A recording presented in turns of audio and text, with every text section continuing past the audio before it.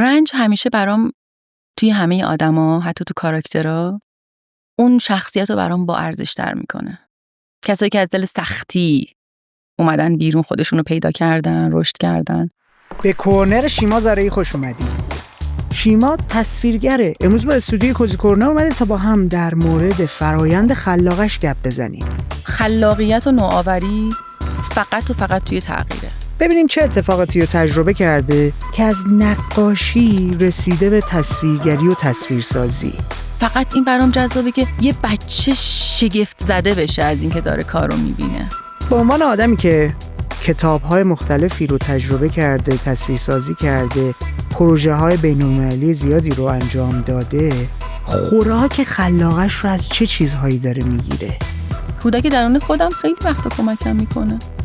آیا تجربه زیستش بر روی خروجیاش تأثیر داره یا نه؟ این قصه ساختن و توی ذهنم زندگی کردن و سعی کردن بیارم توی کارم. این تجربه زیسته‌ای که داریم در موردش صحبت می‌کنیم تو چه بخش‌های دیگه‌ای از زندگیش تأثیر گذاشته؟ من فقط سعی میکنم گیرنده خوبی داشته باشم. پارامترهای مختلفی که روی تصویرسازی اهمیت داره، اونا چه چیزهایی هستن؟ همیشه به این فکر کردم که من چیزی رو آموزش نمیدم. من دارم انتقال احساسات، انتقال حسی و روانی انجام میدم. در مورد کودکیش با هم صحبت کردیم، تجربیاتی که داشته، علایقی که داشته. کلاً از بچگی خیلی عمیق بودم رو مسائل و به شدت جزئی‌نگر. من متوجه شدم که 3 دنیای خلاقه مختلف رو داره تجربه میکنه و زندگی. اگر فکر میکنید برای شما هم جذابه که با اونا آشنا بشید، با من و شیما زارعی همراه باشید. همه چیز برای من قصه داره. همه چیز.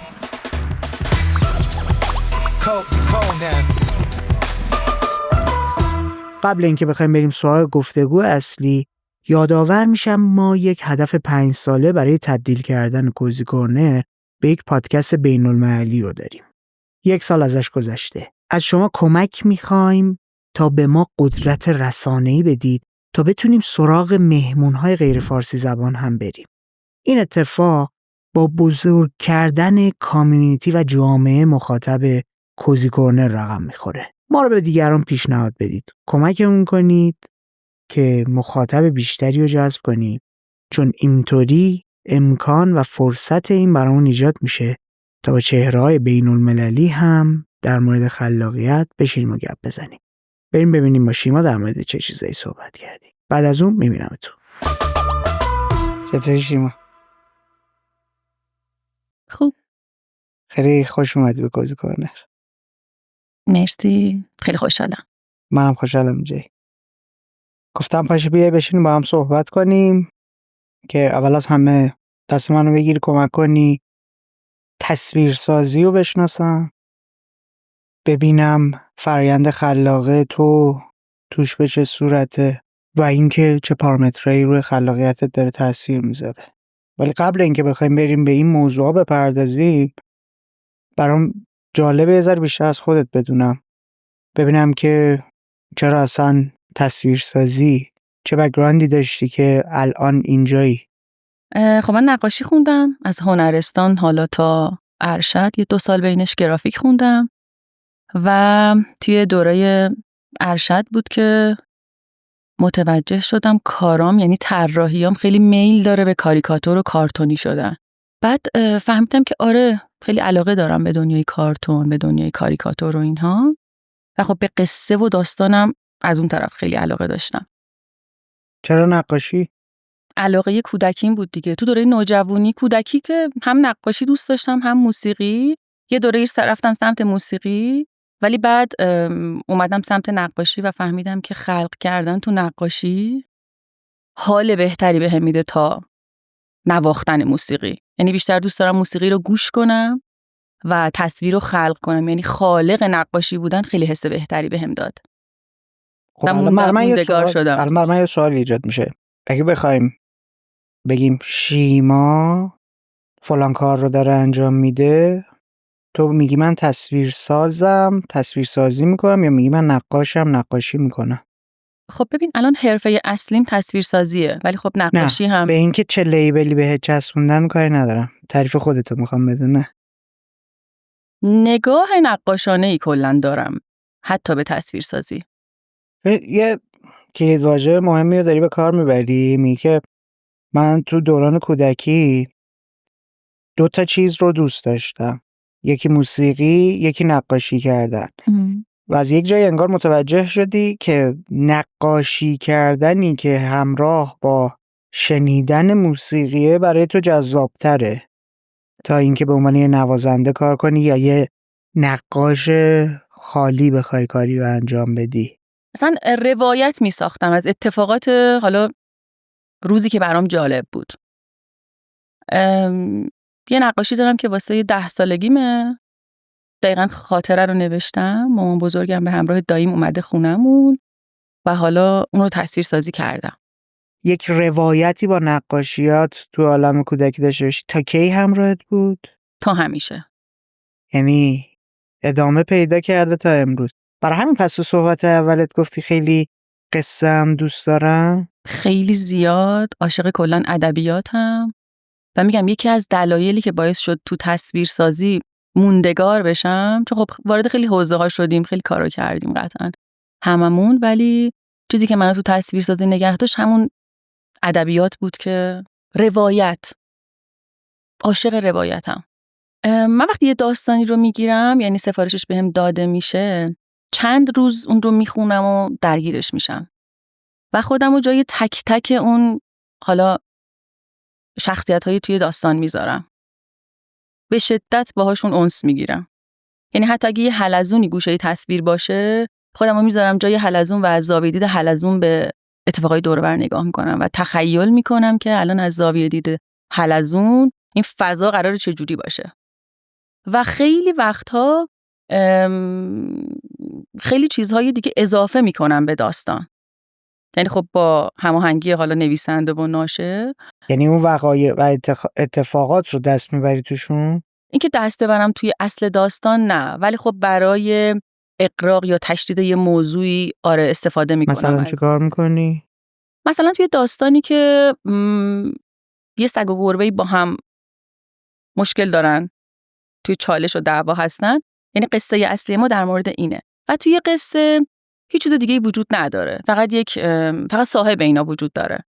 من میام واسه اینکه به این داستان، به این حس بخوام غلظت بدم و اینکه اقراق کنم توی این موضوع، میام دوستی یه مورچه و موشم اونجا اضافه میکنم توی گوشه‌های تصویر که این تضاده بتونه حس بیشتری رو القا کنه. خب وقت به این 2 تا شخصیت جدیدی که وارد داستان میکنی پرداخته میشه یا نه؟ به شدت.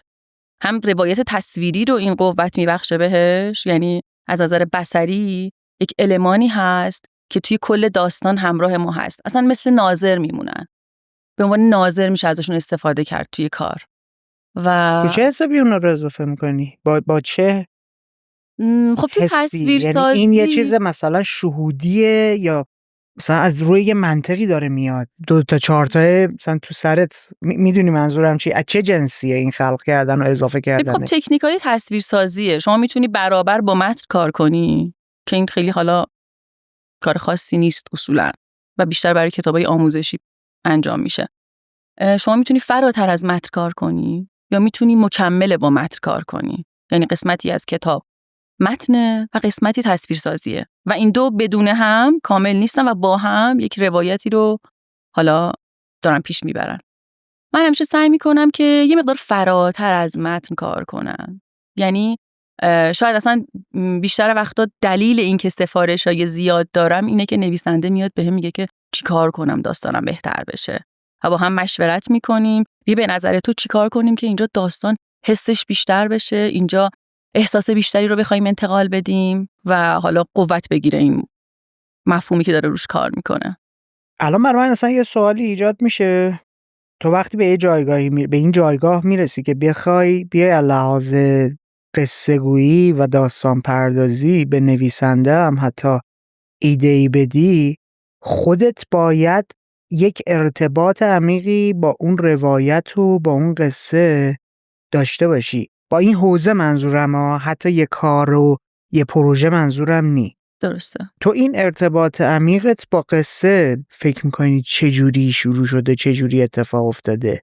حالا شاید سخت باشه، شاید مثلا باید بری سمت مرور خاطره هایی که از پدر و مادرت شنیدی در مورد بچگی. تو آیا از اون بچه هایی بودی که هر شب باید برات قصه میخوندن بخوابی؟ از اونایی بودی که تو بازی ها بقیه رو جمع میکردی براشون یه چیزی رو تعریف میکردی؟ بچگی از چه جنس بود؟ بچگیم با کتابای تصویری زیاد گذشته. کلاً عاشق کتاب داستان بودم. مجله کیهان بچه‌ها و داستانای حالا حسنک و چه میدونم شازده کوچولو و اینا بوده. ولی خب این چیزی که میخوام در موردش صحبت کنم، این حس عمیق و این ارتباط عمیقی که حالا با یک داستان، با یک کاراکتر پیدا میکنم، این اصلا کاملا فکر کنم ذاتیه. یعنی چیزی نبوده که بخوام روش کنترل داشته باشم. به این شکل بوده که حتی اگر الان تو یه موضوعی رو برای من تعریف کنی، من به شدت تحت تاثیر قرار میگیرم.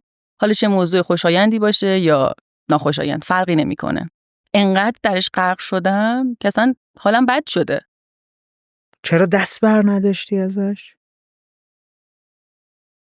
ببین، فکر میکنم یه مسئله اصلا روانیه که احساس میکنم که اومدم به نفع کارم ازش استفاده کردم.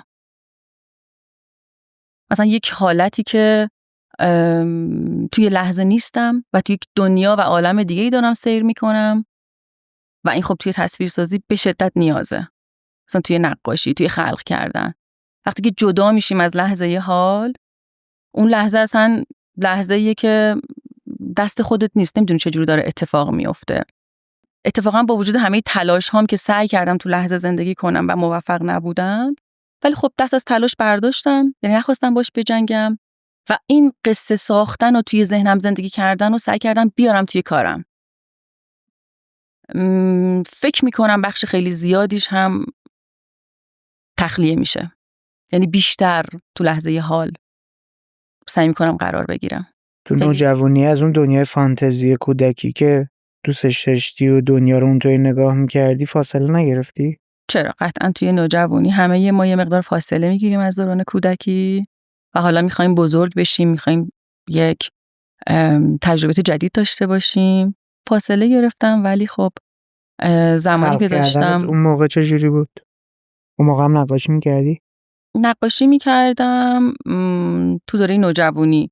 خب نوجوانی که میشه دوره هنرستان که نقاشی میکردم، ساز میزدم، طراحی لباس خیلی زیاد انجام میدادم. لباساتا روی چه حسابی طراحی میکردی؟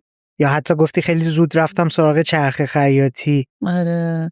چی باعث شده بود زود بری؟ دنبال چی بودی؟ دنبال این بودم که لباسی که دوست دارم تو تن خودم باشه. یکی که دوست داشتم تن هیچ کسی دیگه نباشه. برای خودت میدوختی؟ برای خودم میدوختم. من فکر کردم برای عروسکات میدوختی. نه، یه تایمی بعدی که شروع کردم به خیاطی حرفه‌ای، ولی خب برای خودم. درسته، برای خودم طراحی میکردم، حالا تو شکل‌های مختلف، حالا مدل‌های خاص و چیزایی که دوست داشتم. مثلا عاشق جیب بودم، مثلا به هر چیزی که میدوختم جیب اضافه میکردم. آیا لباسهایی که میدوختی تو رو نزدیک میکرد به دنیای فانتزی که تو سرت داشتی؟ چون گفتی من دوست داشتم لباسام لباسای خودم باشه. یه جور خلق کاراکتر بوده. انگار می‌خواستم که یه کاراکتری که تو ذهنمه رو پیاده کنم روی خودم. از کجا داره میادی این نیاز به این که من باید دنیای فانتزی رو تو سرم داشته باشم که بعد که حالا میخوام بیام خروجی هایی رو داشته باشم، حالا یا نقاشی است یا خاطره است یا لباس است، هرچی اون داستانی که تو سرم بوده رو توی دنیای واقعی تبدیل به خروجی کنم؟ این علتش چی بوده؟ شاید اون زمان این بود که خیلی دوست داشتم خاص و منحصر به فرد باشم. یعنی یک کاراکتری باشم که مشخص باشه که شیما متفاوت از بقیه است. و حتی طراحیایی می‌کردم روی لباسا که خیلی وقتا مثلا توی بیرون میپرسیدن که اینو از کجا گرفتی و فلان و اینا. بعد میگفتم که خودم دوختم، خودم طراحیش کردم. خیلی جالب بود. کیف میکردم چیزی که تو ذهنم بوده الان توی تنمه و بقیه دارن میبینن، بقیه دارن لذت میبرن. و خیلی وقتا اون چیزی که میخواستم یا تو قصه ها بود یا تو کتابا بود یا تو فیلم ها بود. اصلا نبود که بخوام برام تهیه کنم برای خودم. حالا نه که بخوام عین اون رو اجرا کنم، ولی خب بی تاثیر نبوده. مثلا دامن چه میدونم خواهران زنان کوچک، بلندای آره مثلا دامنای زنان کوچک که دوست داشتم، یه مثلا پیشبندی میبستم به خودشون، خب اون پیشبند با مزه هاشون نیست، اونو برای خودم میدوختم. بعد چون به عکاسی هم خیلی علاقه داشتم، خیلی شدید عکاسی میکردم، این دقیقا مال دوره نوجوانیمه، خب میدوختم و عکاسی میکردم و حالا با ژستای خاص بیشتر توی باغ و باغچه و که البته هنوزم این کارا رو میکنم خیلی زیاد. از خودت با اون لباسا عکس میگرفتی؟ خیلی زیاد. بعدها متوجه شدم چقدر عکاسای زن دنیا این کارو کردن، یعنی از خودشون عکاسی میکردن. ولی خب میگم باز هم دنیای عکاسی اون جهان مطلوب من نبود که بخواد منو راضی کنه. چیزی رو دوست داشتم که از ابتدا خودم ساخته باشم. درختایی باشه که حالا فقط تو دنیای خودم باشه. چه ویژگی داشت که متفاوت میکرد؟ چون ببین یه اشاره‌ای داشتی من خودم غرق میکردم تو قصه ها، حتی ممکنه از لباس فلان شخصیت خوشم میومد که بعدم میرفتم حالا نسخه خودم رو از اون لباس هم تا میدوختم. این دوتا چه تفاوتی داشته؟ دنیای واقعی که میدونیم خیلی متفاوت دنیای بوده. واقعی که بیخیال بودم. آره. حالا تو اون داستانی که دنیایی که از طریق داستان و روایت داشتی تجربه میکردی، با اون داستان و روایتی که تو ذهنت میپروروندی و خودت رو داشتی اونجا میدیدی، چه تفاوتی داشته؟ چیزی که نگاه میکردی مثلا چیزی که خودم میخواستم و حتی توی اون فیلم یا انیمیشنی که میدیدم میگفتم که کاش اینجاش اینجوری بود، کاش این قسمت لباسش اینجوری بود، یا کاش این خونه دکورش اینجوری بود. خیلی علاقه داشتم به این که یه چیز جدید خلق کنم. ببین الان تو دقیقاً توی نوجوانیت همون کاری که الان میکنی رو داشتی انجام میدادی. یعنی الان سفارش کار که میاد، قصه رو که میخونی، یک سری جاهاش رو تغییر میدی، میبری نزدیکتر میکنی به اون تصویر ذهنی که اون داره برای تو ایجاد میکنه، حتی روایت رو عوض میکنی. در برابر مواجهه با فیلم و قصه و کتاب هم توی نوجوانی داشتی همچین کاری رو میکردی. یک بخشی رو دوست نداشتی، میومدی تغییرش میدادی، اون مدلی که خودت دوست داشتی رو پیاده میکردی. دقیقاً تو نوجوانی بود، بودم 15 سالم بود که اولین کتاب هری پاتر به دستم رسید. یکی از دوستانم بهم هدیه داد و همیشه ازش ممنونم. هری پاتر و زندانی آزکابان بود. اوه، تازه از اولی هم شروع نکردی؟ نه از اولی شروع نکردم. اولین کتابی بود که از هری پاتر به دستم رسید. بعدها حالا متوجه شدم که این اولیش نیست. و خب اولین کتاب طولانی و اولین قصه طولانی بود که داشتم، انقدر تخیلی بود و داشتم درگیرش می شدم. اولی که تو اون فضا داشتم زندگی می کردم و اتفاقی که افتاد انقدر این کتاب تخیل منو درگیر کرد و انقدر تخیلم ورزیده شد با این کتاب، چون تصویر نبود دیگه، متنه. بله. که وقتی فیلمش رو دیدم، یعنی فیلم مثلا میدم چقدر خوب شد الان اینجوری، این اینجوری بود ولی فکر من اینطوری بود. کاش، حالا درسته که من نمیتونستم پیادش کنم، ولی توی ذهنم، توی تصوراتم واقعا چیزایی بود که میگفتم چقدر بهتر میشد این اتفاق بیفته، چقدر بهتر میشد اینجا اینجوری میشد. و اونجا بود که فهمیدم که چطوری بگم، میتونم جهان خودم رو خلق کنم. ولی خب اون موقع هنوز وارد تصویرسازی نبودم، یعنی نشده بودم. ولی جوری دیگه داشتی خلق می‌کردی. جوری دیگه خلق می‌کردم. میگم شاید همه این تجربیاتی که داشتم همگی منو سوق داد به سمت تصویرسازی. یعنی همگی داشته منو آماده می‌کرده واسه اینکه الان اینجا باشم. خودم حالا بهش آگاه نبودم. من اونو کاملا نفهمیدم این دنیای کارتونی چی داره که تو رو با فانتزی بیشتر درگیری. لذت، رهایی، حس خوب. یه چیزی که بخوام تو دنیای واقعی مثال بزنم از دنیای کارتونی، بارونه. خب خیلی برای من فانتزی و جادوییه. از بچگی برای من جادویی بود. حالا تصور کن که تمام اتفاقات توی کارتونا و قصه ها برای من همینقدر جادویی و جذابه. نم بارون.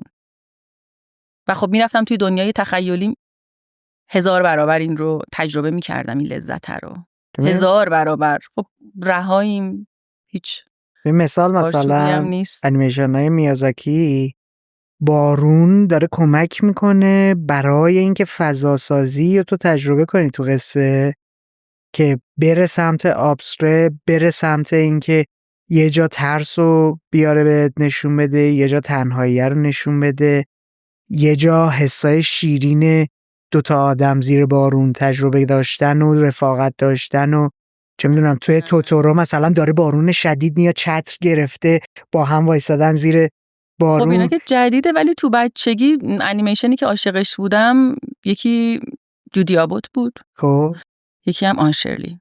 فکر می‌کنم تا این همین دوتا هم خیلی جالبه. یه سری فصلایی دارن که بارون داره قشنگ یه هویت و یه نقشی رو بازی میکنه. دقیقاً. اصلا بارون، شکوفه، رنگ چه میدونم زرد پاییز، اصلا خیلی با احساسات آدم سر و کار داره. و اینکه شاید تا همین امروز، تا همین امروز من بارها دوده‌بودو میذارم و پخش میشه و کارامو انجام میدم. صداشو داری گوش آره، میدی؟ صداشو گوش میکنم. انقدر که دوستش دارم و حس عجیبی بهم میده. و همیشه نقش دخترای قوی رو خیلی بیشتر از نقش پرنسس و اینا دوست داشتم. زیاد درگیر اونا نبودم. همیشه عاشق کاراکترای این مدلی بودم که دختری که قویه، تنها زندگیشو میسازه، هدف داره، رویا داره، آرزو داره، پر از فانتزیه و عاشق دوست بودم. دوست یک عنصر مهمی توی زندگی من بود که میتونستم باهاش خیال بافی کنم. همین الان از این کارا میکنیم. یعنی با دیانا خواهرزادم قهوه میریزیم، دعوت میکنیم همدیگه رو، گپ میزنیم، چای بخوریم. آره. شخصیت‌های محبوبت این جودی و زنای مستقل محکم دقیقاً سختی کشیده بودن. آفرین. رنج همیشه برام توی همه آدما، حتی تو کاراکترها، اون شخصیت رو برام با ارزش تر میکنه. کسایی که از دل سختی اومدن بیرون، خودشون رو پیدا کردن، رشد کردن و دنبال هدفاشون بودن، خیلی برام ارزشمندتر میکنه. حالا تا یه پرنسسه مثلا شیک و پیکی همه چیزش اوکی باشه و حالا خب اینکه در تضاد با اون دنیای فانتزی. ببین بحث فانتزی صرفاً دنیای شاد و بی دغدغه و بی رنج و سختی نیست. پس چیه؟ یعنی دنیاییه که پر از رنگه، پر از چیزای اتفاقای جادویی، پر از یه گربه میاد حرف میزنه. بیشتر برای من ایناست، نه اینکه حالا صرفاً باید شاد و فانتزی باشه و من از غم دنیا بخوام فرار کنم و پناه ببرم به داستان و قصه. و نه، اصلا این چنین نیست. اون حس جادویی، اون حسی که زمان یک آن متوقف میشه یا کش پیدا میکنه. خیلی وقت دنیای واقعی دلم میخواد یه زمانی رو متوقف کنم و همونجا همه چیز بمونه. و خب این تو دنیای تخیل شدنیه دیگه. سختیه توی اون دنیای فانتزی چه تأثیری داره میذاره توی اون قصه و روایته؟ چه تأثیری رو داره روی اون شخصیت ها میذاره که برای تو از نوجوانی، از جوانی، از کودکی جذاب بوده؟ شاید بیشتر این واسم مهم بوده که یعنی که برام جذابه که یک شخصیتی برام جذابه که سختی کشیده باشه. حالا این که همیشه از دل آشوب، از دل حالا ناملایمات زندگی بخوای به یک موفقیتی برسی و میدیدم که مثلا این کاراکتر، این شخصیت کم نمیاره، تلاش میکنه، هر روز انگیزه داره، هر روزش یک جور شروع میشه، هر روز با وجود حالا اتفاقات ناخوشایند باز داره کیف میکنه، داره لذت میبره. اینا برام خیلی جذاب بوده. این که بخوام بگم به عمیق شدن اون کاراکتر از دید خودم، چون همیشه برام مهم بود کاراکتری که دوستشون دارم، حتی دوستانم، همین الانم برام خیلی مهمه که عمیق باشن. و گاهی وقتا احساس میکنم رنج باعث عمیق شدن آدماست و کمک میکنه خیلی خودشونو پیدا کنن، خود واقعیشونو. یعنی ما رو مواجه میکنه با خود واقعیمون. دقیقا همون چیزی که تو موقع تصویرسازی، موقع خیال پردازی سراغش میرفتی مرور میکردی گذشته خودتو، تجربه خودتو، که یک خودشناسی اتفاق بیفته وقتی که داشتی تجربهش میکردی، وقتی داشتی خیال پردازیش میکردی. چون قشنگ اشاره مستقیم تیم بود که با خودم رو راست میرفتم، رو در رو میشدم که خودم رو عمیق‌تر بشناسم و خیلی جالبه ها. یعنی این همون جادوی وصل کردن نکته ها و نقطه ها به همه. یعنی انگار اون شخصیت هایی که شخصیت محبوب برای تو بودن، شخصیت هایی بودن که با سختی ها داشتن رشد پیدا میکردن و با سختی هاشون بخش های جدیدی رو از خودت به خودت نشون میدادن. روبرو میکنه ما رو با خودمون، با وجوه مختلف درونیمون خیلی روبرو میکنه. چرا یه بچه نوجوان بعد دغدغه‌ش این میبوده که با خودش مواجه بشه؟ ببین شاید برات جالب باشه ولی کلن از بچگی خیلی عمیق بودم رو مسائل و به شدت جزئی‌نگر. و خب بهم میگفتن که یه بچه حساسی هستی تو شیما. خیلی حساسه این. خیلی هم قرقرو. خیلی قرقرو هم بودم. خیلی هم قرقرو بودم، خیلی زیاد. و خب خیلی ریز میشدم تو همه مسائل. تو بعد از دوران هنرستان، موقعی که تو دانشگاه بودی و نقاشی فقط میکردی، چی میکشیدی؟ توی هنرستان نقاشی روی تو هنرستان و بعد تو دانشگاه طراحی بود. خیلی زیاد طراحی میکردیم، نقاشی میکردیم. یه مجموعه چندین مجموعه نقاشی کار کردم. و خب موضوع نقاشی ها چی بود؟ آخرین مجموعه که کار کردم خوره های درون بود. خودم بودم. البته خب نمادی از خودم، نه اینکه بخوام صورت خودم، چهره خودم کار کنم. و حالا به دلیل اینکه یه تایمی خیلی دغدغه فکری و خیلی فشارهای فکری روانی روم بود و اینا مثل خوره میافتادن تو جون من. احساس میکردم اینا مثل خوره دارن بدن و روح منو میخورن، دارم تحلیل میرم. شروع کردم اونا رو کشیدن و به صورت خیلی نمادین از مورچه استفاده کردم. مورچه هایی که میافتن به جون یه سری حالا فیگور، هم فیگور کار میکردم که مورچه، و یا یه رشته هایی رو کار میکردم که مورچه ها دارن روشون راه میرن و حس میکردم که اینا مثلا رشته های مغزی و اینجور چیزاست. بعد همیشه سعی کردم چیزی که کار میکنم باشه توی وجودم. الان داری چی کار میکنی؟ الان این شخصیت هایی که داری تصویر سازی میکنی، سفارش داستانایی که داره میاد، خودت رو میذاری جای اون شخصیت ها و خلقشون میکنی؟ میگی که یه حلزون میام مثلا به داستان اضافه میکنم، تو اون حلزونه ای؟ ببین داستانی رو قبول میکنم که در ابتدای کار باهاش خیلی ارتباط بگیرم. یعنی از اینکه دارم داستان رو میخونم لذت ببرم و حالا باشه ارتباطی برقرار میکنم. در غیر این صورت داستان رو قبول نمیکنم. داستانی که خودم دلم بخواد توی اون قصه باشم، حضور داشته باشم. چون وقتی خودم توی داستان حضور داشته باشم، توی تصویرام حضور داشته باشم، مخاطبو میکشونم داخل کتاب، میکشونم داخل تصویر.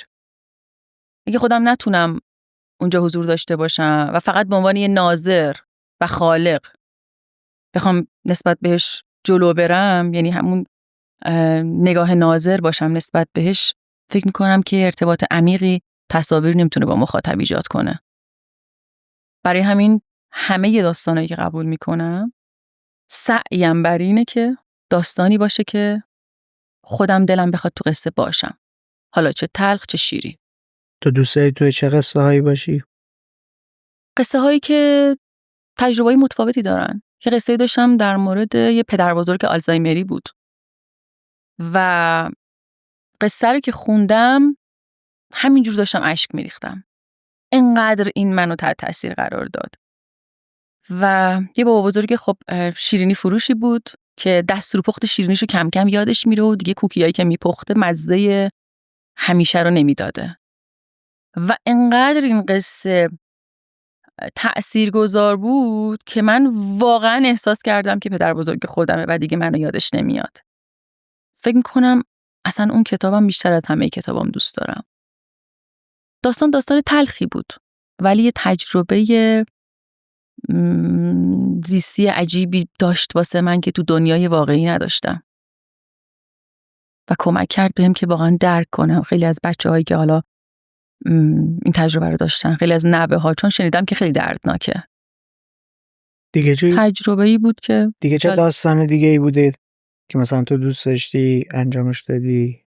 داستان یک پسر بچه‌ای بود که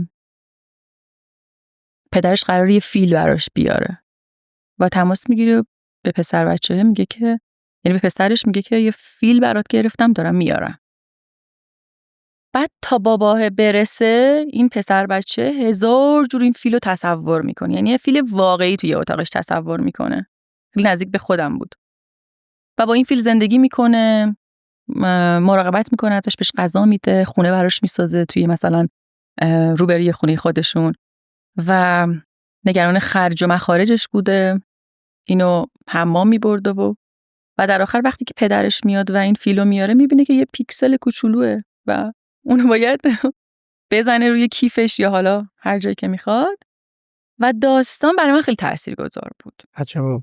از این بابت که من همیشه تصورم از شاید بگم آینده یا کاری که دارم انجام میدم، نتیجه‌ای که میخوام بگیرم، تصورم از اون تصور خیلی بزرگیه، به اندازه همون فیل است و اونقدر برای من بزرگ و مهم و عجیبه. و وقتی که خیلی وقتا به اون نتیجه حالا مطلوبی که میخوایم نمیرسیم یا حالا آدمی که باش در ارتباطم تصور عجیبی ازش میسازم به اندازه همون فیله و میبینم که این اتفاق نیفتاد، اون موضوع چقدر کوچیک بود و پایین‌تر از حد تصور من بود، یا اون آدم یا اون اتفاق، هر آنچه که هست، خب خیلی تو ذوقم میخورد. باورت نمیشه که بعد از این داستان یاد گرفتم که اگر موضوعی بود که متناسب با ساخته ذهنی من نبود و خیلی لولش پایین تر بود و کوچیک تر بود، بتونم خودم رو باش فکر بدم و با همونم خوشحال باشم. نه اینکه بخوام از قبل توقعمو بیارم پایین که بخوام بگم روی اینم خیلی کار کردم، ولی اینجوری بوده که خب بگم لیوانی که من میخواستم اندازه یه پارچ بود، اینه، خب اشکال نداره، حالا من توی این آب میخورم. یعنی واقعا بهم درس زندگی داد. تو امروز این مدلی پروژه‌هات رو انتخاب میکنی، قصه‌ای که میری سمت تصویرسازیشون از این جنسه. قبلا چطور بود؟ دوران مثلا دانشگاه چطور بود؟ شاید باورش سخت باشه، چون اوایل کار که همه ما داریم کار میکنیم و دنبال کاریم، دوست داریم که کارمون بره توی مجلات، روزنامه، کتابا، شاید همه چیزو قبول کنیم. ولی من از همون اوایل هر کاری رو میکردم که احساس خوبی نسبت بهش داشتم. بخوام بگم زیستن من کلن قلبیه، دلیه، حسیه و این توی کارم هم تأثیر داشته. یعنی هیچ وقت نگاه هم به این شکل نبوده که خب من اینو الان انجام بدم، الان مورد تایید دیگرونه، این الان لازمه و الان بقیه خوششون میاد. کاری رو انجام دادم و قبول کردم که خودم دوست داشتم، جدای از اون تایمی که توی روزنامه به صورت ثابت کار میکردم و تصویرساز بودم. من 2 سال توی روزنامه قانون تصویرساز ثابت بودم و خب برای خیلی موضوعات روز باید کار میکردم یا یه شب تصویرسازی میرسوندم، خیلی استرس بالایی هم داشت و خب خیلی موضوعات دوست نداشتم. بخوام بگم شاید فقط اون موقع بود که موضوعاتی رو دوست نداشتم، ولی خب چون تصویرساز ثابت اون روزنامه بودم مجبور بودم. ولی دیگه تو کارهای سفارشی نه، کاملا انتخابی بود کاملا حسی. اون حسه باعث میشد یه سری شخصیت جدیدی رو وارد روایت کنی یا حتی اتفاقاتی که داشتش میافتاد توی اون قصه رو تغییر بدی؟ ببین همیشه اولش فکر میکنم که اون داستان چقدر داره خود منو تحت تاثیر قرار میده و این تأثیری که من گرفتم حالا چقدر قراره که پیاده بشه روی بوم یا کاغذ یا رو تصویر، رو صفحه تصویر، و این تأثیر چقدر قراره رو مخاطب من تأثیر بذاره. و هر آنچه که کار میکردم انقدر توش غرق میشدم که میگم که خودم رو جای خیلی از موجودات میذاشتم و گاهی وقتا مثلا یه اتفاق غمگین یا شادی توی یک فریم داره میفته، دارم یه کاراکتری رو کار میکنم. اینو من یه زمانی که توی دفتری مشغول به کار بودم متوجه شدم. همکارم بهم گفت چون میخندی؟ گفتم که مثلا دارم کاراکتری میکشم که کم خله. بعد ناخودآگاه خودم صورتم داشت تغییر میکرد. مثلا بدون اینکه متوجهش بشم داشتم اون حس رو انتقال میدادم به تصویر. حتی میگم توی حتی فیگورم وقتی دارم کار میکنم، یک آدم خموده‌ای دارم کار میکنم، این فیگور خموده رو میگیرم به خودم خیلی به صورت ناخودآگاه و حس میکنم که یعنی فکر میکنم که این حسه کاملا انتقال پیدا میکنه به تصویر. چیزی که بهم میگن اینه که خیلی تصاویرت روح دارن، خیلی کاراکترات روح دارن. فکر کنم به خاطر این باشه که اینقدر خودمو جای اون میذارم و اینقدر همزاد پنداری میکنم و شرایطش به شکل روحی در من تأثیر میذاره. نه اینکه بخوام بگم الان دارم این کارو میکنم که ببینم الان فیگور خموده چه مدلیه. حال و احوالمو کلا تحت تاثیر قرار تو به عنوان تصویرساز فکر میکنی چی کار داری میکنی؟ این کار اصلی که میگی، چون یه اشاره‌ای داشتی به مخاطبه و اینکه تو یه کاری شهودی انجام بدی که اونم بتونه نزدیک شه. اگه بخوای اینطوری بهش نگاه کنی، تو به عنوان یه تصویرگر کار اصلی چیه؟ همیشه به این فکر کردم که من چیزی رو آموزش نمیدم. من دارم انتقال احساسات، انتقال حسی و روانی انجام میدم. خیلی دوست داشتم که تأثیرگذار باشه.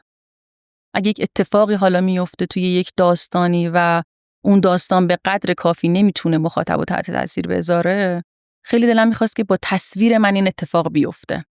و چیزی که برام خیلی مهمه جزئیاته. خودم چون خیلی شخصیت کنجکاوی دارم و به جزئیات زیاد دقت میکنم، همیشه توی تصویرام دوست دارم که یه سری جزئیاتی رو بیارم، یه سری شیطنتای ریزی انجام بدم که همیشه بچه‌ها دنبال کشفش باشن. اینو ببین یه دم مثلا موش از زیر این پایه میز زده بیرون، اصلا تو داستانم نبوده. حالا خلالی هم تو داستان ایجاد نمیکنه تو روند داستان، ولی خب جذاب و جالب میکنه. بچه‌ها عاشق کشفن، عاشق این که بخوان یه چیزی پیدا کنن که شاید آدم بزرگا بهش دقت نکنن. یعنی خیلی وقتا سفارش‌های کاری که میگیرم میگن به خاطر جزئیات خیلی زیادته که توی کار میاری و اضافه میکنی. خب قطعاً حس و حال کار و حس و حال داستان رو بیشتر میکنه. خیلی ما بیشتر میتونیم تو اون فضا خودمون رو احساس کنیم. هرچی که اتفاقات کوچیک و ریز، هرچی زندگی جریان داشته باشه توی اون تصویرسازی قطعاً تاثیر بیشتری میذاره. تصویرسازی مکمل قصه متنیه یا یک چیز دیگه ای میبینیش؟ مکمل یه مقدار متفاوته. یعنی تو قصه چیزی نیست و توی تصویر این اتفاق میفته. چون اشاره داشتی که من میام یه سری چیزا رو برای کشف کردنم میذارم. مثلا اون شاید موشی که یه جایی قایم شده دم شما داریم میبینیم و هیچ جایی هم ممکنه ارجاع نداشته باشه. مکمل که میگم تو داری مثلا یه مینیو میکاری تو داستانت و ممکنه مثلا 10 صفحه جلوتر، 10 فریم جلوتر برگردی بهش و یه مسیر داستانی رو طی کنی. ولی وقتی تو میخوای یه قصه‌ای رو برای خودت همینطوری تعریف کنی که مکمل اون نیست، یه رویکرد دیگه ای داری دیگه. من میخوام بچه رو وقتی داره کشف میکنه ببرم تو خیال که این موشه نکنه الان من تو اتاق خودم یه موشه مثلا زیر تختشو برگرده نگاه کنه و یک داستان دیگه ای رو تعریف کنه برای خودش. تو کدومی؟ میشه دوست دارم این اتفاق بیفته. یعنی خب بچه‌هایی که خیلی قوه تخیلشون بالا باشه، خیلی کنجکاو باشن، میسازن برای خودشون. اصلا یه قصه شاید متفاوتی بسازن از اون تصویر. و خب جذاب نیست؟ مثل خودت دیگه. نه. مثل شیمای کوچولو نوجوونه، وقتی یه داستانی رو میومده میخونده میدیده و حالا تغییرش داره میده، تو خیال خودش یه سری قصه های دیگه ای رو جایگزین اون قصه میکنه. درسته. یه جور غنی کردنه. دوست دارم اون فضا غنی بشه به واسطه تخیل من. پروپیمون باشه. یعنی پر از کشف باشه، پر از اتفاقایی باشه که اصلا به ذهن کسی نیاد. وقتی داستان رو میخونیم تصویر مطابق متن نباشه، چیزی باشه که مخاطب رو شوکه کنه. این مثلا تو داستان نبود، اینم هست تا این گوشه کنارا، اینم داره واسه خودش اونجا زندگی میکنه و اصلا تو داستان نیست. و جالبه یه بار که همچین کاری رو کردم، نویسنده بهم گفتش که اجازه بده که این روایتی که برای خودت توی تصویر ساختی رو من توی قصه بیارم. و من گفتم نه اصلا این کارو نکن. اصلا جذابیتش از بین میره. این که اولین تصویری که حالا از خوندن متن به ذهن هر کسی میرسه که خب قاعدتاً جذاب نیست خیلی. یه چیزی فراتر باشه، متفاوت‌تر باشه، جایی باشه واسه فکر کردن، جایی باشه واسه یه عمیق شدن، یه تأثیری بذاره. حالا تویی که شهودی داری این کار رو میکنی. حالا باز میگم توی کار سفارشی خیلی دستمون باز نیست. باز همیشه احساس میکنم که خیلی دست میبرم توی کار و کارو شخصیش میکنم.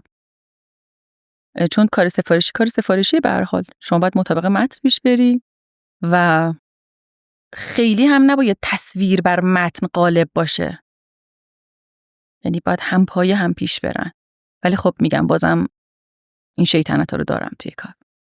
آیا به این فکر کردی بری سمت کارهایی که خودت به خودت سفارش بدی، کارهای اوریجینال خودت باشه؟ 100% داستان، چند تا داستان نوشتم، دوست دارم که خودم تصویر سازی کنم. ببین مشکل من با کار سفارشی یک چیز خیلی کوچیکه که میتونه خیلی بزرگ باشه. اینه که تو رو تو اون جایی که هستی نگه میداره. و اون سلیقه‌ای که ساختی برای دیگرون، من سلیقه مخاطبیم که حالا کارای ملوس و مهربون و اینها دوست داره، دیگه نمیتونید اونو تغییرش بدی. و وقتی میان سمت تو همون کارو ازت میخوان. دیگه نمیتونن با یه شیمای دیوونه کاراکترای چه میدونم تلخ، شاید یه مقدار منزجر کننده روبرو بشم. یعنی ما همون کارای ملوس و مهربون تو میخواستیم، همون جوری. و این به نظرم نقطه‌ایه که ما در جا میزنیم. میشیم باب سلیقه‌ای که 5 سال پیش ساختیم، یعنی خودمون ساختیم برای مخاطبی که الان از ما میخواد و توی همون میمونیم. یعنی تغییر رو دیگه نمیخوان. خب 1001 تصویرساز هست تو دنیا. الانم از اینم منطقیه. الان میان سمت شیما که تصویرسازی شیما رو بخوان، نه یه چیز متفاوت. کار سفارشی توی این موضوعش خیلی منو اذیت میکنه. چون به نظرم خلاقیت و نوآوری فقط توی تغییره. یعنی اصلا یک کار تکراری برام یک کار ملال‌آور، خسته کننده، کسل کننده و کم کم انگیزه‌مو از دست میدم. بارها شده یه سفارشی داشتم که خسته بودم از این که مجدداً برای هزارمین بار بخوام کار تکراری انجام بدم، ولی خب میگم تغییر که میدادم میگفتن ما همون کاراکتر شبیه اونو می‌خواستیم. بعد مثلا اون کارتو دیده بودیم اومدیم داریم بهت سفارش میدیم. آفرین. اونها هم میگم حق میدم بهشون. ما خودمون باید زرنگ باشیم که نذاریم این اتفاق بیفته. سفارشو باید تحویل میدادم، کلا سفارشو میذاشتم کنار، میشستم، یعنی میشینم الانم برای خودم کاری که دوست دارم انجام میدم، خیلی رها، خیلی صادق با خودم، درونیاتم که دوست دارم میریزم روی کاغذ، حالا کاغذ یا نرم افزارم، و اینکه تخلیه که شدم، آروم که گرفتم، حالا میشینم سر پروژم. یعنی با خودم میگم خب شیما این شغل توئه، تو این هم باید داشته باشی و حفظش کنی. و اون رشد هم، یعنی اون تغییره هم میتونه خیلی ریز اتفاق بیفته. خیلی هوشمندانه، خیلی ریز اتفاق بیفته که حالا اونم میتونه باز مخاطب خودش رو یعنی داشته باشه. تو صحبتات یه اشاره جالبی داشتی به اینکه من برای تصویرسازی، برای اون خیال پردازی ذهنی برمیگردم اول خود ورودی‌های دادم، قصه، فیلم، اینا رو تو ذهنم مرور میکنم. بعد میام برمیگردم خودم رو تو اون موقعیتایی میذارم که ببینم تو این موقعیتای داستانی و روایی چی کار میکنم. بعد میرم عمیق‌تر میشم، یک سری گره هایی که تو وجودمه، یک سری حقایق و نکاتی که در مورد خودم هست رو نگاه میکنم. حتی جالبم بود در موردش اینطوری گفتی که صادقانه خودم رو میبینم و بعد الان شهودم به این چیزها اضافه شده، داره کمکت میکنه که قصه رو ببری سمت این که نسخه خودت رو ازش ترسیم کنی و بسازی. غیر از این پارامترهایی که در موردش صحبت کردیم، چه چیزای دیگه‌ای برای تو مهمه تو این مسیر تصویرسازیه؟ ببین این چیزی که گفتی که برمیگردم به اون ورودی‌ها و داده‌هایی که از قبل داشتم، اصلا همچین چیزی به نظر خودم اشتباهه. نه اینکه بخوام آگاهانه برگردم. همیشه میگن که هنرمند باید فلسفه بدونه، ادبیات بدونه، روانکاوی بدونه. ولی این نیست که من برم یه کتاب فلسفی بخونم بگم خب حالا بیام کتاب جدیدمو خلق کنم. من باید زندگی کرده باشم با اونها. من باید با ادبیات زندگی کرده باشم. من باید عشق ورزی. ما هزاران کتاب میخونیم، هزاران فیلم میبینیم، ولی کدومشونه که درون ما نهادینه شده، ته‌نشین شده درون ما. میبینی با یک کتاب، با 2 تا کتاب تو زندگیمون نه تنها عشق ورزی کردیم، زندگی کردیم، حسش کردیم، لمسش کردیم و اصلا تو وجود ما ته‌نشین شده و این خودش به خودی خود توی اثرمون، تو آثارمون نمود پیدا میکنه. یعنی به این صورت نیست که من بخوام بگم خب الان تصمیم میگیرم که روانکاوی بخونم، برم حالا تو حوزه روانکاوی خودم رو قوی کنم، بیام و آگاهانه یه کار مفهومی روانشناسانه خیلی خوب کار کنم، تاثیرگذار. اصلا همچین چیزی نیست به نظر من. اینجا همون شهودی داری میبینی، میگی این تجربه زیسته همیشه با من هست، چیزیه که درون من ته‌نشین شده و به صورت ناخودآگاه توی کار بروز پیدا میکنه. اصلا هنرمند به نظر من کارش لو میره. یعنی اگه روانکاو بیاد کار ما رو ببینه، خیلی راحت میدونه که یعنی میفهمه، متوجه میشه که تو چیکار کردی، چه تجربه هایی داشتی، چه چیزی درون تو عمیق، ادبیات، شعر، چه میدونم موسیقی، ناخودآگاه تمامش دیده میشه. یه سوالی برای من ایجاد میشه، مخصوصا وقتی کار سفارشی میاد سمتت. تو داری اینطوری میگی که موقع تصویرسازی کارهای سفارشی حتی من یه بخشی از وجود خودم رو دارم توی اون داستان و روایت میریزم، به خودم میپردازم. خب ما که سرعت تغییراتمون انقدر بالا نیست که هی دائم عوض بشیم. خب تو این قصه هایی که داره میاد، تو هی داری خودت رو تکرار میکنی، خودت رو، اون درونیاتت رو برون ریزی میکنی، با بخشای جدیدی از خودت مواجه میشی و تأثیره رو میذاری. یک جا اشاره داشتی که مخاطب اجازه بهت نمیده تغییر کنی، تنوع بیارم توی کارم. خب دوست داره تو رو همیشه اون جوری که توی 2 تا کتاب قبلی دیده ببینه. درسته. خب بعد از این ور سرعت این تغییرات هم کمه. این 2 تا رو چطوری بالانس میکنی، متعادل نگه میداری؟ چجوری این 2 تا رو اینو داری سعی مدیریت میکنی؟ کردم که آره، سوال جالبیه. اینو سعی کردم خیلی ریز توی کارام بیارم. یعنی به این شکل نبود که حالا بخوام یک دفعه یه تغییر عجیبی توی کارام بیارم. شروع میکنم از تکنیک، حالا تو کار بعدیم کاراکترها، توی کار بعدیم میام زاویه دید رو تغییر میدم، توی کار بعدیم میام چه میدونم درختا منظره رو تغییر میدم. توی کار میام چشما رو تغییر میدم. یه تغییر کوچولو، حتما حالا لازم نیست خیلی کلی اتفاق بیفته. مثلا چشما رو یه مدل خاصه، مثلا خیلی معصومی کار میکنم، شروع میکنم از این به بعد چشما رو شیطون کنم و این برای خودم جذابه.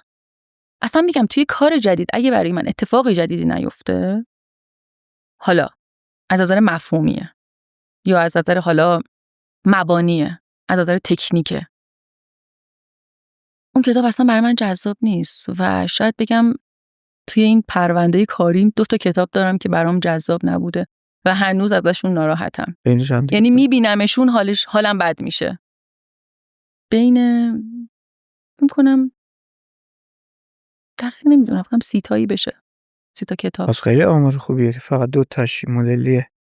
میگم خیلی سعی کردم سختگیرانه انتخاب کردی، قبول کردی. حالم خوب باشه با اون کار. یعنی احساس کنم که دارم یه کاری میکنم که اصلا این سفارشی نیست. این اون شهودیه که داری میگی حتی تو انتخاب کردنم کامل درگیره. خیلی. یعنی فقط صرفا این نیست که من شهودی دوست دارم خلق کنم، تجربه کنم، زندگی کنم. حتی اصلا بحث دوست داشتنه نیست. ببین آخه خودش اتفاق میفته. آخه بحث نان هم هست دیگه، دغدغه نان. دقیقاً. خب تو سفارش قبول نکنی که بشینی فقط یه سفارشی برسه، کار پیش نمیره که. با این سفارش‌ها که خیلی حالا داستانای واقعی و معمولی هن، یه جور دیگه برخورد میکنم. چجوری؟ برای یه اتفاق خیلی معمولی یه فضای تخیلی و حالت روانی در نظر میگیرم. مثلا یک پسر بچه‌ای بود که توی مدرسه خیلی اذیت میشد و بهش زور میگفتن و من صورت اون دوستاش رو به شکل کلاغایی که دارن فریاد میزنن کار کردم. و خب میگم این گاهی وقتا جواب میده، گاهی وقتا خب نویسنده میگه نه اون چیزی که میخوام و باید کار کنی. مثلا وقتی چشما برق میزنه از اینکه به اون تصویر نگاه میکنن و خب داستان رو میخونن، شاید داستان یه داستان اتفاق معمولیه و میگن واو چه تصویری، این برای من حس میکنم اوج زندگیه. تو مگه فیدبک میگیری از آدما؟ خیلی. همیشه با نویسنده ها در ارتباطم و همیشه میپرسم که چه نتیجه‌ای داشت، بچه‌ها چه جوری بود. خب خیلی وقتا میبرن توی مدارس کتابا رو حالا پخش میکنن، همیشه میپرسم بازخورد چه جوری بوده. خیلی برام مهمه و خیلی وقتا داستانو میارم توی خانواده برای بچه‌ها میخونم و بچه‌ها خیلی وقتا کارا رو میخوان بذارن حالا بک‌گراند آیپدشون، گوشیشون. فقط این برام جذابه که یه بچه شگفت زده بشه از اینکه داره کارو میبینه. تو وقتی همچین بازخوردایی رو میبینی که یه بچه شگفت زده میشه وقتی کار رو میبینه، چه احساسی رو داری تجربه میکنی؟ اینم بگم که تا زمانی که خودم شگفت زده نشدم، البته توی اون برهه زمانی، شاید الان مثلا برگردم به کار 2 سال پیشم بگم خب چه کار معمولی، ولی اون لحظه خودم کیف کردم، کلی حال کردم، کلی ذوق کردم. دادن حس خوب، کشوندن بچه‌ها تو دنیای فانتزی خودم که انقدر رهاست، انقدر بازیگوشه، انقدر کنجکاوه، پر از لذت، یادگیری، تجربه، چه میدونم، درد، هر چیزی که هست. به نظرم حتی اگه بتونیم یه تجربه غم رو، یه تجربه درد رو مثل اون حالا بابا بزرگ آلزایمری برای یک بچه یه مسئله ساده کنیم که بتونه باهاش خوب روبرو بشه، خب خیلی خیلی حسیه، خیلی احساسیه. اینکه کسی که داره تو رو میبینه و باهاش بزرگ شدی تو رو یادت نمیاد، بتونی اینو انتقال بدی به یک کسی که هنوز بابا بزرگ آلزایمری نداره و امکان داره براش پیش بیاد. مثال میزنم. خب این خیلی شگفت‌آوره. آیا تا به حال تجربه اینو داشتی که انقدر درگیری داستان شده باشی که فشارهای جدیدی رو تجربه کرده باشی؟ 100%. برای داستانایی که حالا روانشناختی هن یا خیلی مفهومی هن، قبلش مطالعه میکنم و فیلم میبینم، پرسجو میکنم، چون من شناختی ندارم. باید بدونم که این چه اتفاقیه و اصلا اون بابا بزرگ دنیا رو چجوری میبینه یا اون نوه دنیا رو چجوری میبینه. و وقتی که داشتم تصویر سازی میکردم سعی کردم از زاویه دید پدر بزرگم این بچه رو ببینم. یعنی اینجور نباشه که فقط من ناظر و شاهد این احوالات هستم. من کودک، من مخاطب کودک، یه جایی بچه رو میبردم تو ذهن پدر بزرگ که ارتباط برقرار کنه باهاش. چون روی این سختی کشیدن و اینا هم متمرکز هستی و دوست داری بخشی از داستانت باشه، خودتو نسبت به بچه ها مسئول نمیدونی؟ که یه بچه‌ای بیاد مثلا یه کاراکتری که تو داری سختی کشیدن و زجر کشیدن تو زندگی رو به تصویر میکشی، اون درد و چیزی که تو داری تجربه میکنی و پیاده میکنی رو متوجه بشه؟ ببین این که بخوام من درد رو پیاده کنم نیست. خب طبق داستان داره میره جلو و همیشه داستان‌های کودک یک نور امیدی هم توش هست. یعنی اتفاقات ناخوشایند زندگی ما رو با یک روایتی به ما نشون میده و در نهایت دریچه نور رو هم به ما نشون میده. یعنی داستان کودک تماما همینه و کودک رو آماده میکنه خب برای اتفاقات تلخی که حالا شاید بخواد براش پیش بیاد، مواجهه با اون، برخورد باهاش. و خب به نظرم خیلی خوبه، خیلی لازمه. داستانی که کودک درون تو هم داره میبینه از اون جنسه؟ تو این به داستان شدت هم من احساس میکنم که یک نقطه امید و نوری وجود داره؟ 100%. همیشه نور هست، حتی اگه غرق تاریکی باشم باز هم هست. و اینکه خدا رو شکر میکنم واقعا توی خانواده‌ای بودم که درد عمیقی رو تجربه نکردم. ولی خب میبینم بچه‌هایی که واقعا از بچگی درگیر چه مسائلی میشن.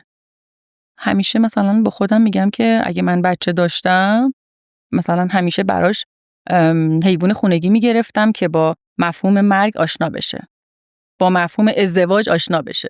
یعنی از بچگی با اون مفاهیم بزرگ بشه و براش مسائل خیلی عادی باشه. اینجور نباشه که مثلا یهو زندگی بخواد دچار یه شوکی بکنه اون بچه رو. حالا بچه، حالا یا اصلا بزرگسال، فرد بالغی که میبینید که اصلا سختی نکشیده یا حالا درد عمیقی رو تجربه نکرده. همه ما که سختی کشیدیم ولی خب دردها متفاوت بوده با هم دیگه. ولی آماده میکنه قطعا.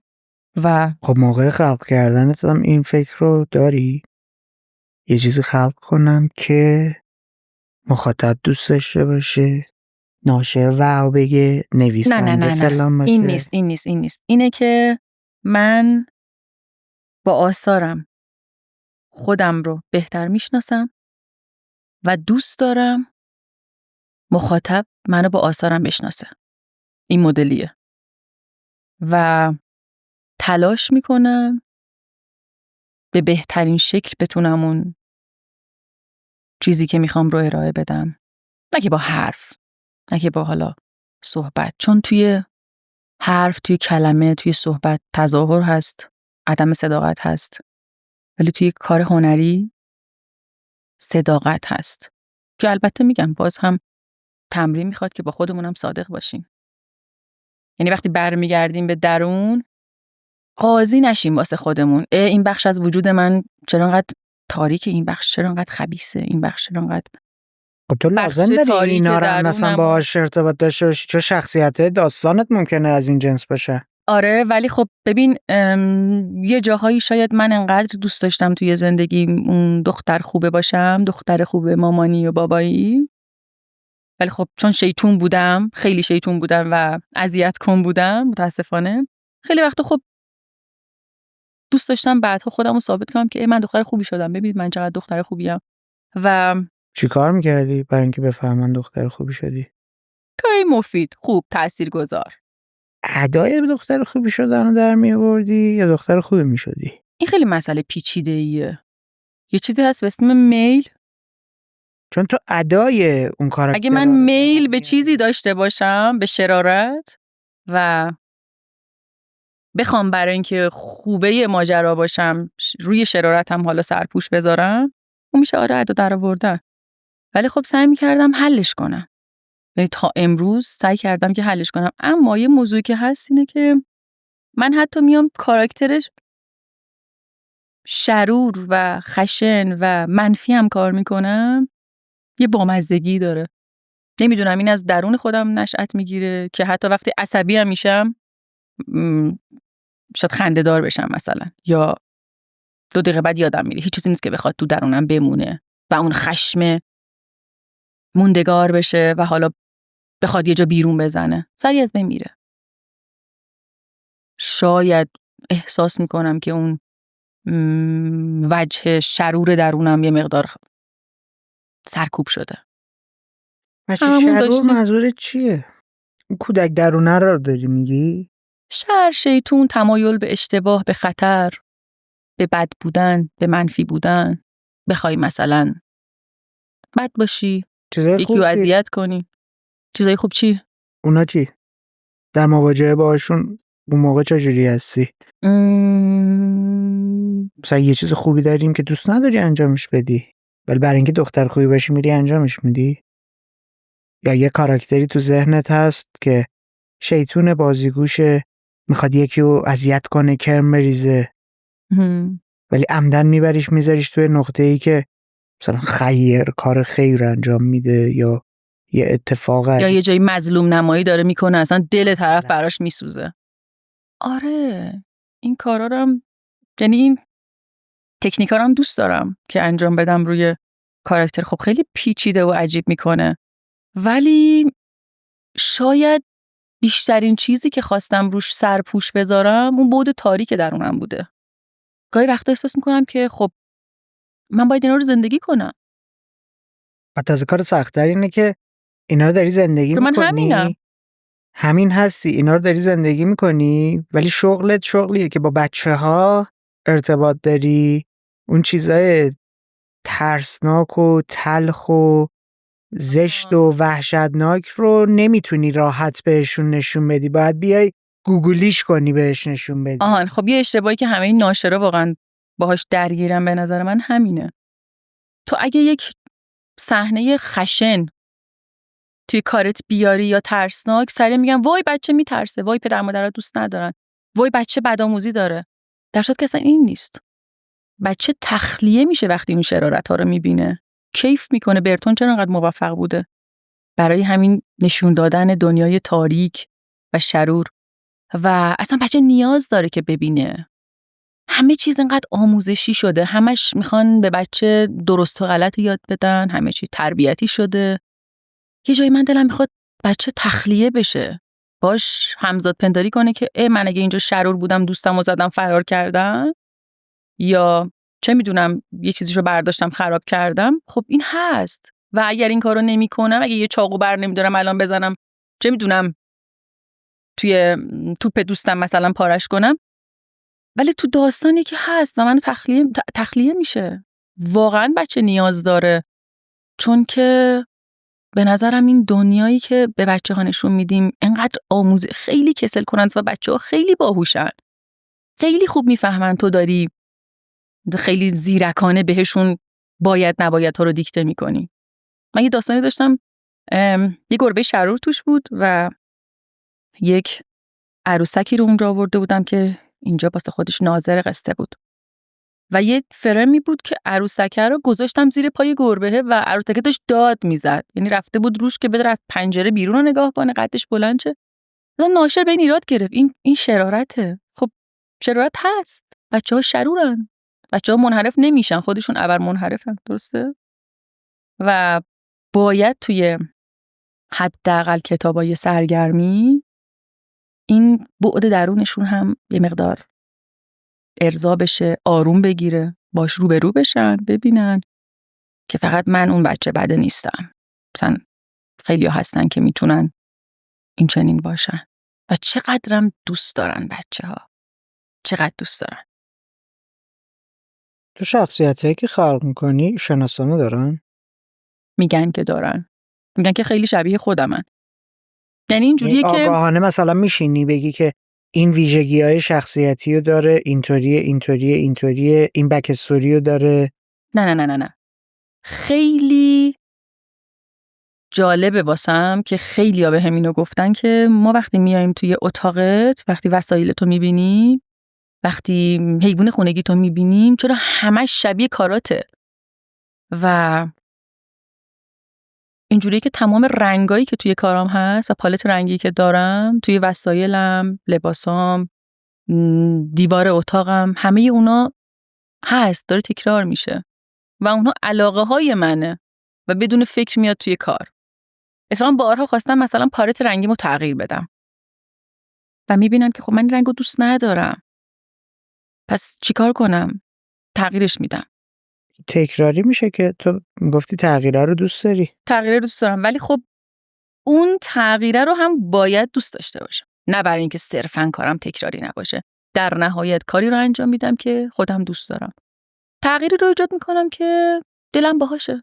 گربه با نمک ملوس خواهد پا بذاره روی عروسکه که شیطنتشو کرده باشه، که خودشو تخلیه هیجانی کرده باشه و کاری نداریم حالا ناشر جلوی کار رو میگیره، میگه او بدآموزی داره شرارت میکنه.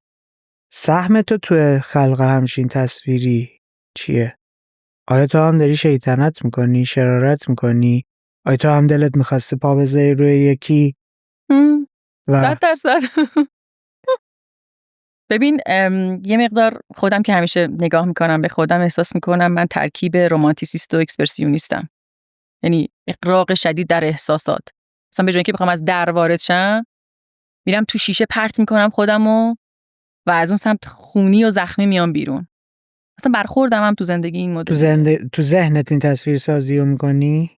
برخورد این مثال نمادینی از برخوردم با موضوعاته. به جای اینکه این کارو کنم انقدر این موضوع برای من بولد میشه و اغراق میشه از نظر احساسی که انگار همچین اتفاقی درون من داره میفته. تو اون تایمایی که خودتو خلوت میکنی ممکنه 3 ماه پروژه‌ای نگیری، کار نکنی، چیکار میکنی؟ به شدت کتاب میخونم. وقتی نمیتونم کار کنم احساس میکنم باتریم خالی شده. باتری؟ دریافت باید داشته باشم. وقتی که کتاب میخونم، حالا داستان یا هر حوزه مطالعاتی فرقی نمیکنه، انگیزه من میشه واسه دوباره کار کردن. خلاق میشم، خلاقترم میکنه.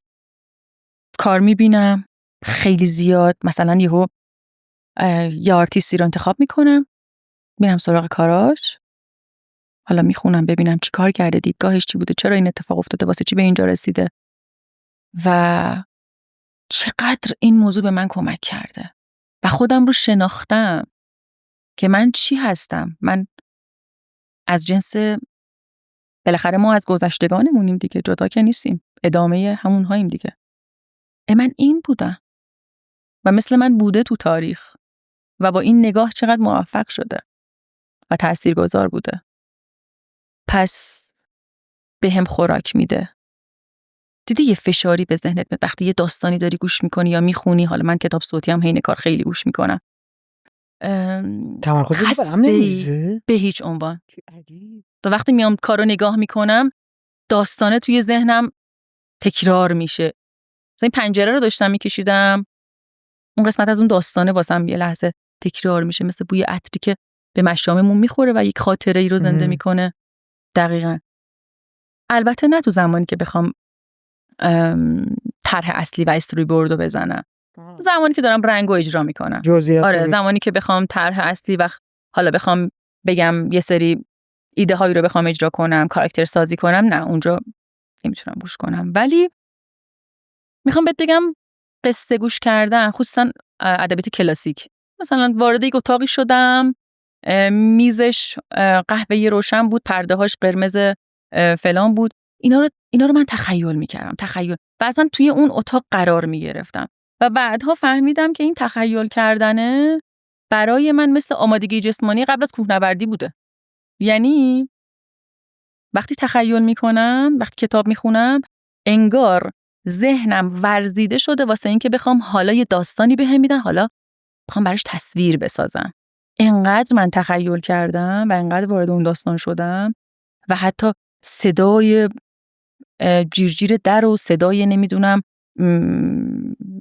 قهوه‌ای که داره ریخته میشه توی این فنجون رو واسه خودم تخیل کردم. ذهن ورزیده شد و اصلا نمیدونم چرا توی تصویرگری و هنر، به کلا تصویرگری و نقاشی، حالا توی حیطه بخوام بگم نقاشی، خیلی به این تاکید نمیشه که داستان بخونید. و من به همه دوستام، حالا کسایی که ازم راهنمایی میگیرن واسه اینکه چیکار کنیم تخیلمون قوی شه، همیشه میگم داستان معمولی. نه حالا بخوام داستان خیلی پیچیده و سبکای ادبی خاصی رو بخونیم، نه. داستان پیچیده که ذهن تو رو مجبور کنه تو تخیل کنی. حالا فیلم و انیمیشن هم آدمو خیلی قوی میکنه، اما آیا ذهن ما رو مجبور میکنه تخیل کنیم؟ نه. من دارم میبینم. آره دارم نور یاد میگیرم، پرسپکتیو یاد میگیرم، زاویه دید یاد میگیرم. دارم میبینم که کاراکترها میتونن تو چه حالت و زوایایی باشن، اما ذهن من کاری نمیکنه. دارم میبینم و همون داره ورودی به مغزم داده میشه. پس همیشه برای من متن یا صدای بدون تصویر به شدت توی تخیلم تأثیر داشته. یعنی اینو از یه جایی بود که حس میکنم در مورد خودم فهمیدم و سعی میکنم توصیه کنم خیلی زیاد. و من همه جور سبک ادبی رو دوست دارم. همه جور سبک. خیلی جذابه. بریم سمت جمع‌بندی. بریم. تو این گفتگویی که داشتیم من تلاش کردم شیما رو دقیق‌تر بشناسم، ببینم ذهنش چجوری داره کار میکنه. متوجه این شدم که از سن خیلی پایین درگیر روایت شده، چون قبل از مدرسه رفتن بوده این قصه پردازی با تماشا کردن قصه‌های مصور بوده. بعدن که اومده جلوتر خواندن و نوشتن یاد گرفته، درگیریش اینطوری شده بوده که حالا متنی رو هم از خاطرات و تجربه روزانش بنویسه و بعد شروع کنه نقاشی کردن. جلوتر که میاد با توجه به این میل به قصه تعریف کردن حتی رفته سمت خیاطی، در ابتدا برای عروسک‌ها و شخصیت‌های داستان‌هایی که توی ذهنش میپرورونده و بعد حتی برای خودش شروع کرده بوده این کار رو انجام دادن تا هم اون میل و اشتیاقش به خلق کردن رو بتونه ارضا کنه، هم این که بیاد تصویر واقعی تری رو از خودش به نمایش بذاره. چرا؟ چون توی تجربه کودکی و نوجوانی و جوانی که داشته فهمیده بوده متفاوت از بقیه ذهنش داره کار میکنه و تجربه میکنه و نگاه میکنه و درک میکنه و دریافت میکنه. این تفاوت‌ها باعث شده بوده که موقع خلق کردن هم بیاد نگاه کنه به خودش، به احساساتی که توی اون لحظات داشته، به تجربه‌ای که توی زندگی خودش داشته. برای همین جنس خلق کردنش شده از جنس چیزهایی که در زندگی واقعی خودش تجربه میکنه رو به تصویر کشیدن و خلق کردن و پیاده کردن. جلوتر میاد و متوجه میشه دوست داره دنیا رو اون جوری که خودش دوست داره ببینه و 3 دسته میکنه دنیاهای پیرامون خودش رو. دنیای تخیلی ذهنی که دوست داره اون مدلی تجربه کنه، دنیای محدود اطراف خودش رو که تحت کنترلش بوده و میتونسته اونجوری که دوست داره پیاده کنه، و دنیای واقعی. چیزی که داشته توی دنیای ذهنیش تجربه میکرده چون کاملا وابسته به دنیای واقعی بوده، حالا میاد تجربیاتی رو توی زندگی واقعیش برای خودش میسازه که خوراک خلاقه‌ای بگیره توی اون دنیای خیالی. چه شخصیت‌هایی رو دوست داشته این آدم؟ شخصیت‌هایی که قهرمان از دل اون روایت و قصه ها می اومدن بیرون، شخصیت‌هایی که سختی داشتن تحمل می‌کردن. توی دنیای واقعی هم این سختی‌ها رو با آغوش باز بغل میکنه، به جان میخره تا بتونه توی دنیاهای قصه هایی که حالا مسئولیت روایت کردنش رو داره قهرمان بیاد بیرون. اینا رو حل میدیم عقب، میایم متمرکز میشیم روی خود فعالیت تصویرسازی که داره انجام میده، تصویرگری که انجام میده.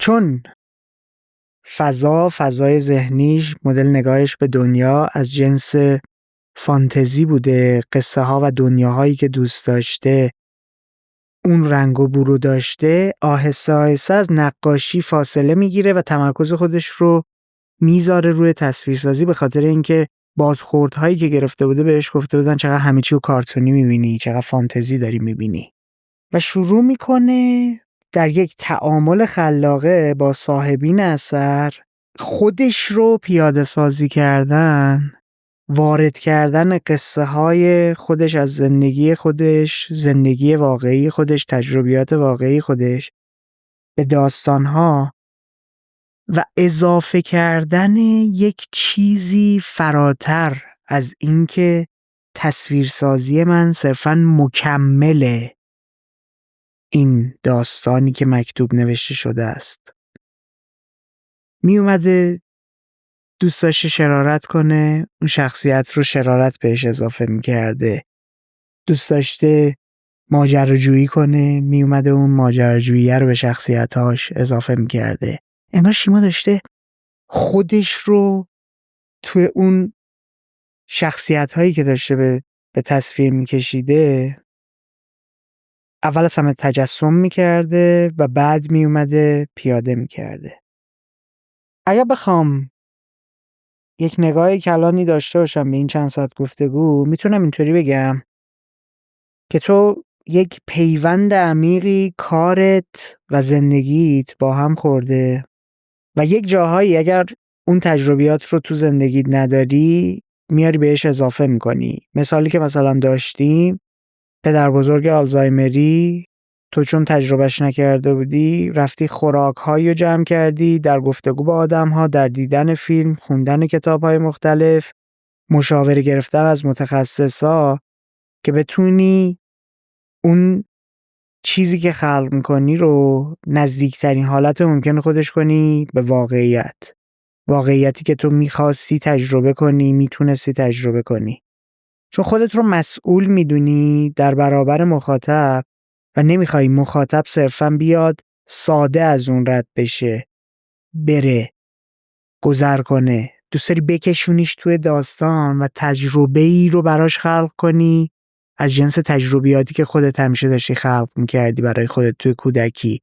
کتاب‌های مختلفی که میخوندی میرفتی تبدیل میشدی به شخصیت‌ها.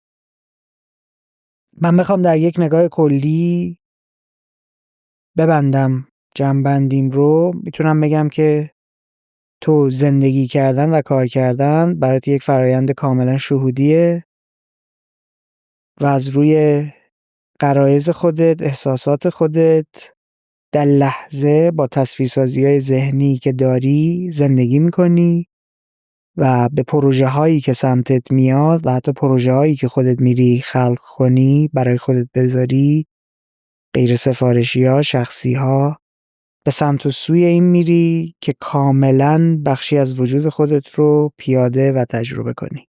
فکر می‌کنی چیزی جا مونده بخوای به این جمع‌بندی اضافه کنی؟ شاید یه چیزی که خیلی از همون ابتدای بچگی حالا تأثیر داشته روی من و دوست داشتم که اینجا بازگو کنم این بود که پدرم همیشه بیش از حد ذوق می کرد و شگفت زده می شد از یه کار کوچیک هنری من. شاید اون خوشحالیه، اون حس خوب که وقتی که مثلا گیتار می زدم، حالا بستگان می اومدن خونمون می گفتش که برو اونو بیار همه ببینن چه دختر هنرمندی دارم و برقو توی چشماش می دیدم،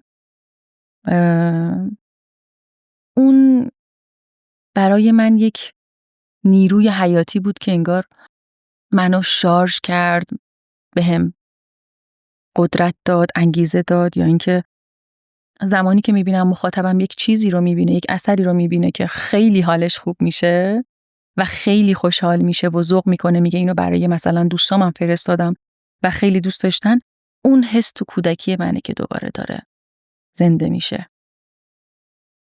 بیش از حد، با اینکه ما توی کل خاندانمون هیچ فردی نداشتیم که بخواد بره سمت هنر، ولی بابا بیش از حد روحیه احساسی ادبی، اهل شعر و موسیقی و خیلی خیلی تأثیر داشته، خیلی زیاد. تشویقش باعث شده امروز اینجا باشی. خیلی خیلی زیاد. جالبه. هیچ وقت آدم فکر نمی‌کنه ممکنه اینقدر تشویقای کوچیک، رفتارهای کوچیک از این جنس بتونه سرنوشت آدم تاثیرگذار باشه. اون برق نگاهه برای من واقعا از هر چیزی توی اون دوران قشنگتر و با ارزش‌تر بود و حالمو خوب می‌کرد. من نمی‌پرسم ازت کوزی کورنر چیه، چون میدونم کوزی کورنر چیه. چیه؟ کوزی کورنر سختی دادن به خودت. خلاق‌ترت میکنه این سختی کشیدن. یه جاهایی هم بداهه بودن. بی برنامه رفتن تو دل کاری. خلاقم میکنه. حس میکنم برنامه ریزی جلوی خلاقیتمو میگیره. ممنون ازت که به کوزی کورنر اومدی. به من که خیلی مزه داد. مرسی که منو دعوت کردی. خیلی خوش گذشت. خسته نباشی. همونطور که دارید میبینید یه کار تیمی و کلی آدم براش زحمت کشیدن. از شما یه خواسته بیشتر نداریم. کمک کنید جامعه مخاطب کوزی کورنر گسترش پیدا کنه، بزرگتر بشه. ما رو به کسایی که فکر میکنید کوزی کورنر براشون مفید خواهد بود پیشنهاد بدید. مراقب خودت باش. به زودی میبینمت.